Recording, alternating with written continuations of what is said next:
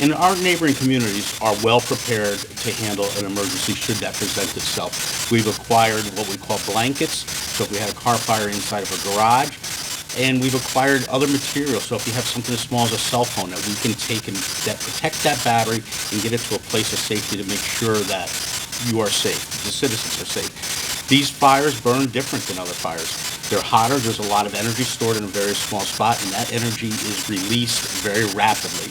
They're not like any other fire that we've been used to. Yeah. Okay, this here is made by a company called Bridge Hill. It's basically a giant tarp. So if a vehicle catches on fire and the battery starts to run away, we can't stop it because we can't get at it. So what this does, allows us to deploy this with two people, put it over the car and tuck it, and it keeps it in check so that you can either move the car or do whatever you need to get more resources involved. So if, like, for example, if this is in a parking garage, or if it's in a cluster of cars, or if it's in somewhere where you don't want it to burn freely, you can put this over and it buys you some time till you can get your resources in place.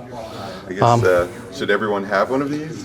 Most departments in the area are, the region. Individual, like, driver of any. No. But if your car is burning, I guess you can't. They're about $4,000 a piece. Oh, okay. So, Never mind. so it's I think the reality is better you just get out. Get out. Yeah. Get out. Again, it's an uncontrolled reaction. It's just gonna go. There's no way to stop it. So that's what we do. We try to contain it and do that. That's obviously the bed that comes in. Two people can carry it. It's a backpack, whatever you need.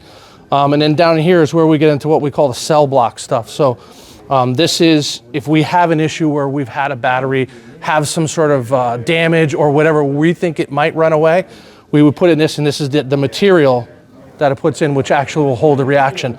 These containers are specialized because they're vented, and each one is based on the amount of wattage that it can take. So each 1,500 watts is that. So you do the math on the battery, so you can put it. So this is small laptops, cell phones, things like that. For like something like this, and you can get into the bigger one like that, and it's vented. So, and then it gets disposed of by DEP or something to that effect. So, Do you know yet why some catch on fire and some don't? Like, is there physical damage sometimes? Yeah. Oh, okay.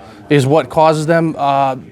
Sometimes when they're rebuilt, like if you buy a battery that's not as stringently built as something like a DeWalt battery, if you buy the AWalt battery off of a company that ships them, you follow what I'm saying? Right. It's not the same battery, and therefore that's where you start to have problems. It's not built to the same standard. So that's why we're saying very carefully when you buy batteries, buy good quality ones. Don't buy the cheapest one you can, because sometimes you do actually get what you pay for. So that's some of it.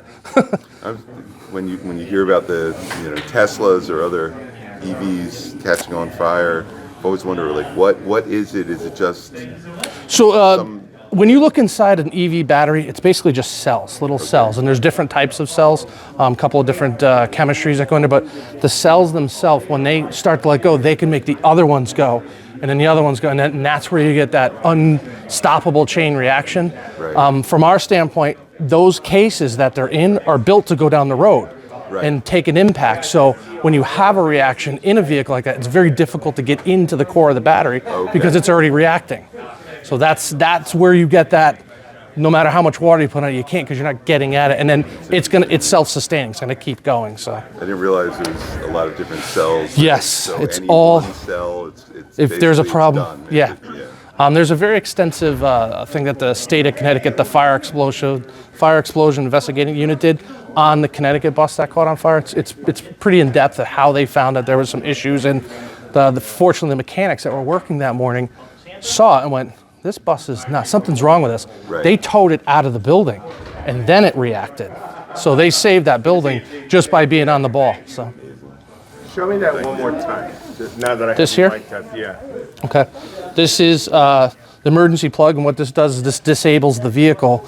We're plugged into the charging port, depending on what port you have on your vehicle. This would go in there, and when this is plugged in, this would disable the vehicle from being able to be moved.